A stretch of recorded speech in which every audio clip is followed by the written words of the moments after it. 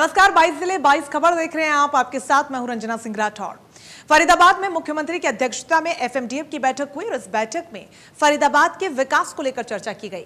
बैठक में केंद्रीय राज्य मंत्री कृष्णपाल गुर्जर, परिवहन मंत्री मूलचंद शर्मा भी मौजूद रहे। इसके अलावा सभी विधायक और अधिकारी भी मीटिंग का हिस्सा बने। बैठक में तय हुआ कि फरीदाबाद के 3 अंडरपास में एफएमडीए की तरफ से डिस्पोजल पंप लगाया जाएगा और साथ ही बरसाती पानी की निकासी का काम भी किया जाएगा।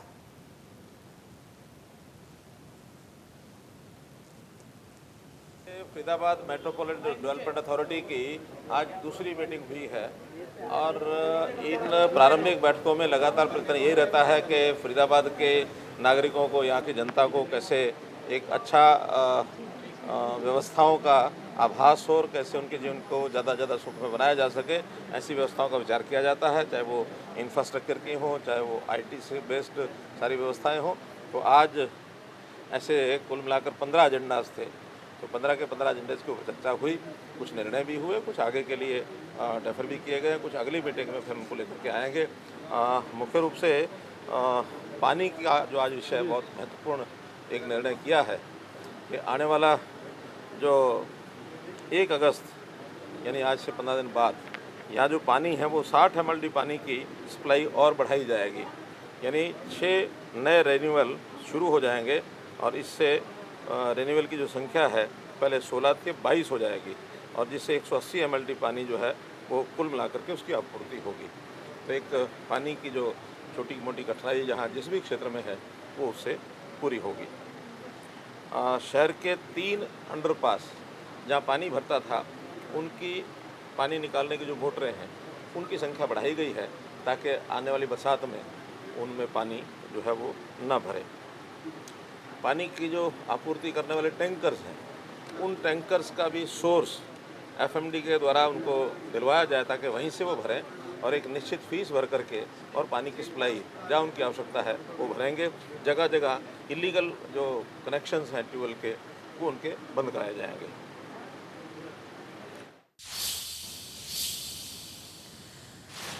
सिरसा में आंदोलनकारी किसान लगातार अपने 5 साथियों की रिहाई की मांग कर रहे हैं और इसी उद्देश्य के लिए महापंचायत भी हुई। इसमें किसान नेता राकेश टिकैत भी मौजूद रहे। इसके बाद किसान नेताओं ने सिरसा प्रशासन के साथ एक बैठक भी की, लेकिन बैठक पूरी तरीके से बेनतीजा रही। इसके बाद आंदोलनकारियों का काफिला एसपी ऑफिस का घेराव करने भी पहुंचा। हालांकि इसके लिए पुलिस ने पहले से ही बैरिकेडिंग की हुई थी। अब किसानों का कहना है कि वो किसी भी सूरत में पीछे हटने वाले नहीं हैं। उन पे मुकदमे लगाए कि ये कहाँ देश तो रोके मुकदमे लगाए, विदेशियों से साठ गांठ करके देश के खिलाफ कोई आंदोलन करे कि ये तो किसानों का आंदोलन कर रहे, कानून वापसी की बात कर रहे थे। नहीं उतार विशेष का समर्थन होगा, नहीं चुनाव में नहीं उतार रहे हम ना। हम किसी का समर्थन करेंगे, किसका समर्थन करें? 20 हैं, अपने आप कर लेंगे जिसका करते हैं। हम तो अपनी बात कहेंगे। जो ये सरकार है, अब जो मोदी सरकार है, इस सरकार को चलाती है कंपनियां। अगर किसी पार्टी की सरकार होती तो वह बात कर लेती, इसका समाधान हो जाता। पार्टी की सरकार है नहीं, कंपनी की सरकार है, तो कंपनी के खिलाफ आंदोलन लंबा चलेगा। आंदोलन कौन करेगा फिर? आंदोलनकारी चाहिए। देश में पार्टियां तो बहुत हैं, आंदोलनकारी ये मोर्चा बना हुए हैं तो ये मोर्चा मजबूत रहे, तो इसी से ही देश के किसानों का भला होगा। आंदोलन जैसे जैसे चल रहा है वैसे पेट्रोल भी तेजी से बढ़ रहा है, क्या कहते हैं? पेट्रोल बढ़ रहा, डीजल बढ़ रहा, गैस का भी। इसके लिए भी मूवमेंट हुए थे और महंगाई है, बहुत महंगाई बढ़ रही है, तो ये महंगाई भी कम होनी चाहिए। तो ये पूरा ही है, तो जनता का आंदोलन है ये वैचारिक क्रांति है और दुनिया में जब भी वैचारिक क्रांति है उसने परिवर्तन किए है। टिकरी बॉर्डर पर किसानों ने बिजली काटे जाने पर विरोध प्रदर्शन किया। नाराज किसानों ने जाखोदा मोड़ के चौक को भी जाम कर दिया। किसानों ने दोनों तरफ ट्रैक्टर खड़े कर जाम लगाया। साथ ही आंदोलन स्थल पर सफाई नहीं होने से भी किसानों में नाराजगी देखी गई।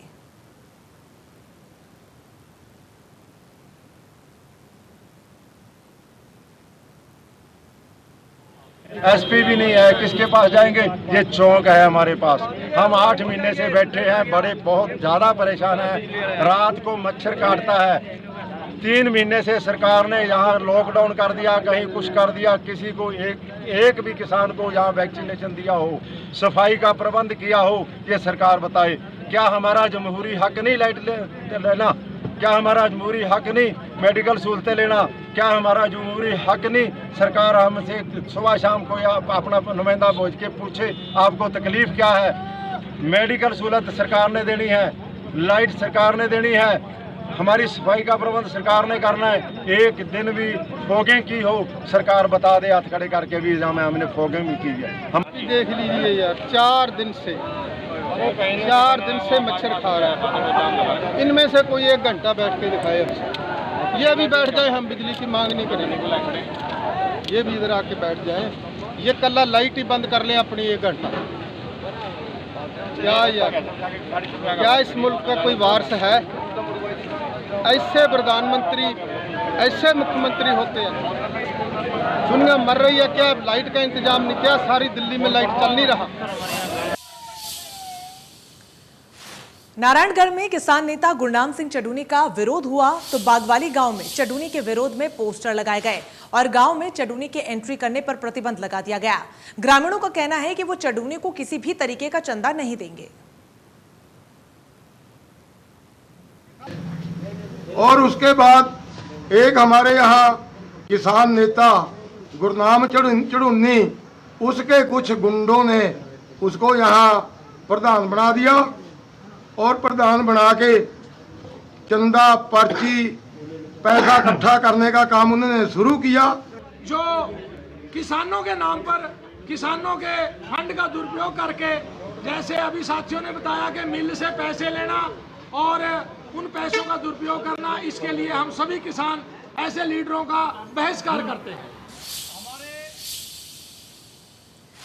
कैथल में रोहड़िया गांव में राज्य मंत्री कमलेश टांडा और सांसद नायाब सैनी उद्घाटन समारोह में पहुंचे, जहां पर उन्होंने गांव की चौपाल, गंदे पानी की निकासी के लिए नाला और स्कूल के ब्लॉक से बने प्रांगण का उद्घाटन किया। साथ ही उन्होंने वैक्सीनेशन कैंप का भी शुभारंभ किया। इस दौरान किसानों ने काले झंडे दिखाकर राज्य मंत्री कमलेश टांडा और सांसद नायाब सैनी के कार्यक्रम का विरोध किया। 3 परियोजना का उद्घाटन है, जैसे स्कूल में ये पेपर ब्लॉक लगाई गई हैं और एक रास्ता है और एक हमारी बीसी चौपाल है। 3 कार्यक्रम का उद्घाटन हुआ है और एक वैक्सीनेशन कैंप का भी था और एक हमारा जो पौधारोपण है आज अभी हमने किया है। तो हमारे ये कार्यक्रम थे गांव रेडिया में। और जो परियोजनाएं हैं गांव रेडिया की, खास करके ज़्यादातर सारी हमारी सरकार में ये पूरी हो चुकी हैं और भी अगर एक आध है जो डिमांड होगी गांव की तो उसको भी जल्दी ही पूरा करेंगे। और हमारे प्रदेश के मुख्यमंत्री आदरणीय मनोहर लाल जी का जो नारा है सबका साथ सबका विकास, और जो बड़ी मजबूती के साथ विकास करा रहे हैं हमारी सरकार, मुख्यमंत्री जी के मार्गदर्शन में जो विकास हो रहा है, तो उसको लेकर आज गांव रेडिया का एक व्यक्ति से जैसे भी आप बात करोगे तो बहुत ज़्यादा विकास हुआ है और भी जो है उसमें उसको भी पूरा कराने का काम करेंगे।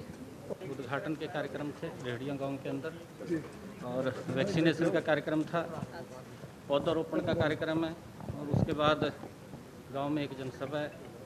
जो विकास की गति प्रदेश के मुख्यमंत्री आदरणीय मनोहर लाल जी ने जो चलाई है पिछले 7 वर्षों के अंदर, और जो ये 600 दिन की सरकार है, क्योंकि कोरोना का भी वैश्विक संकट रहा है, 2 सालों से बहुत सारा हर व्यक्ति प्रभावित हुआ है। विकास की गति में कहीं ना कहीं थोड़ी धीमापन जरूर आया, परंतु गति रुकी नहीं है, गति बड़ी तेज़ी से वो चल रही है। आदरणीय मुख्यमंत्री मनोहर लाल जी जो सबका साथ, सबका विकास, सबका विश्वास लेकर के हरियाणा एक हरियाणवी एक की बात जो करते हैं, सबको साथ लेकर के काम कर रहे हैं, उस दिशा के अंदर आज यहाँ रेडिया गांव के अंदर हमने स्कूल के इस प्रांगण के अंदर पौधारोपण भी किया, वैक्सीनेशन का कैंप भी था और यहाँ पर कमरों का उद्घाटन भी हुआ है। वहीं किसान आंदोलन को लेकर प्रदेश के गृह मंत्री अनिल विज ने कहा कि देश का कानून सर्वोपरि है और कानून का उल्लंघन बर्दाश्त नहीं किया जाएगा। देखिए, देश का कानून सर्वोपरि है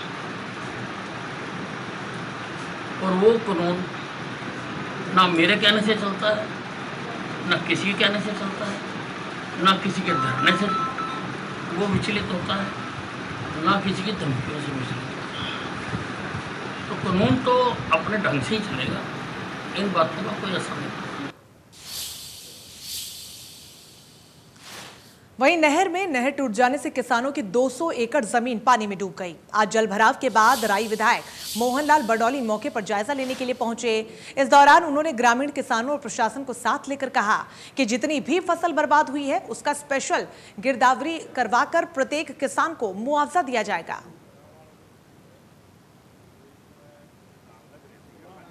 ये अहमदपुर माजरा गोहाना सब डिवीजन का गांव है।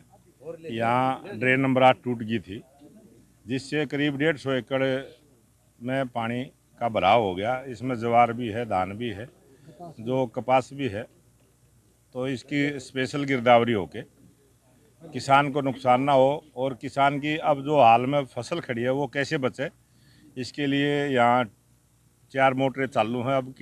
अब फिलहाल 4 मोटरें और लगा रहे हैं और इसका जैसे ही वाटर लेवल कम हो जाएगा 8 नंबर ड्रेन का, तो ये सारा पानी इसमें डाइवर्ट हो जाए, ऐसी योजना बना के और किसान की फसल को बचाने के लिए सरकार प्रशासन लगा हुआ है। उसको हम किसान को नुकसान ना हो इसलिए आए हैं और हम सब किसान हैं, किसान के हितैषी हैं, तो आज इसी काम को देखने आए।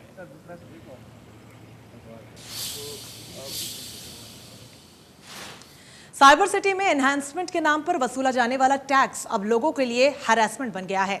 दरअसल सेक्टर 56 में रहने वाले ग्रुप हाउसिंग सोसाइटी में रहने वाले परिवारों से एनहांसमेंट के नाम पर हजारों रुपए वसूले जाने का आदेश जारी किया गया है, जिसका भुगतान नहीं करने पर बिजली, पानी और सीवर के कनेक्शन काटे जाने की चेतावनी जारी कर दी गई है।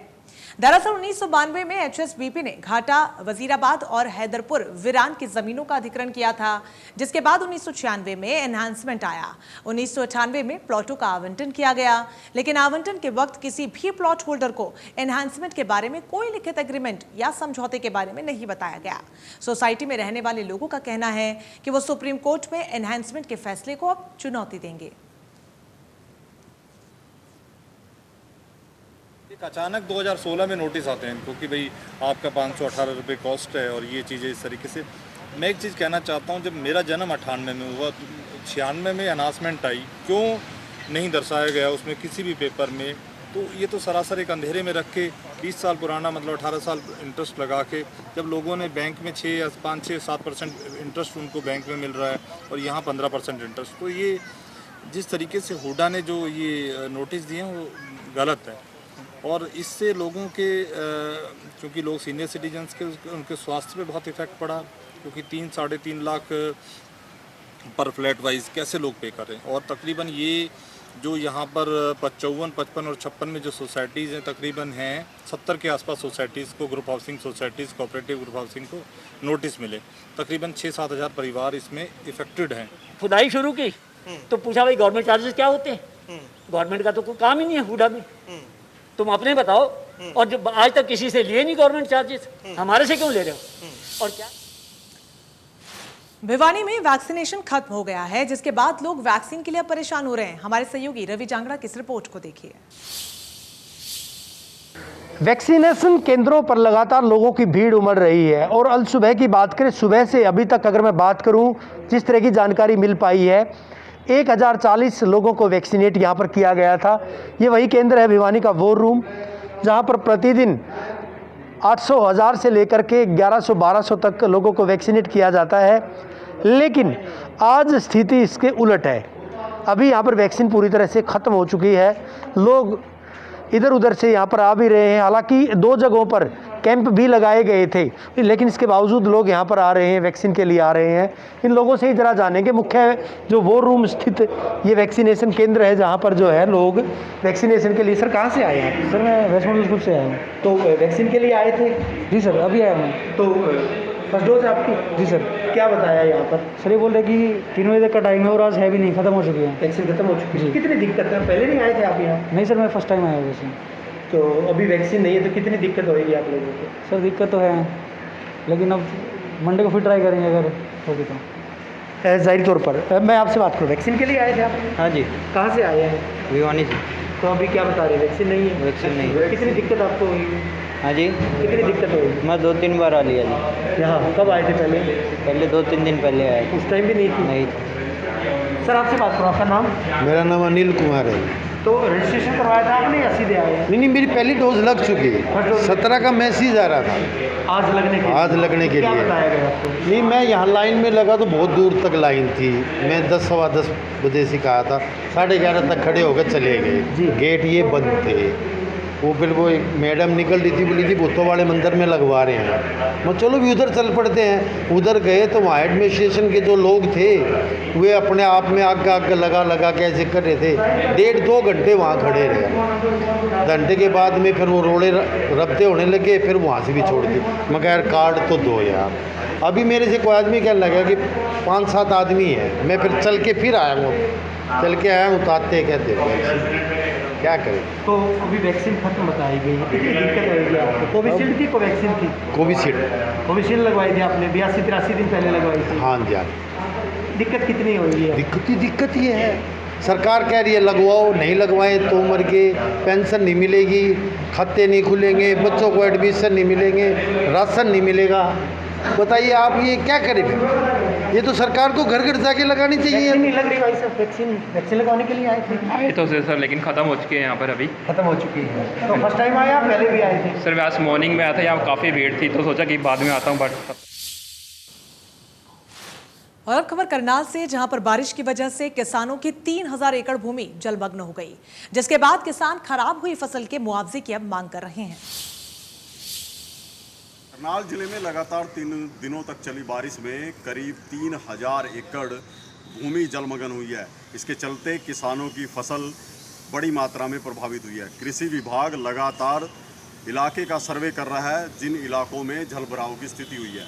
वहीं खेतों में खड़े पानी की निकासी का भी प्रबंध किया जा रहा है। किसानों की मांग है कि सरकार जल्द जो है ऐसी खेतों का मुआवजा दे जिनमें फसल खराब हुई है। करनाल से महेंद्र सिंह, इंडिया न्यूज़ हरियाणा। पलवल में बैंक लूट की वारदातें लगातार बढ़ रही हैं, जिसको लेकर पुलिस महकमा अब एक्शन में आ गया है। इसके बाद अब पुलिस जिलों के सभी बैंकों में सुविधाओं और सुरक्षा का जायजा लेने पहुंच रही है।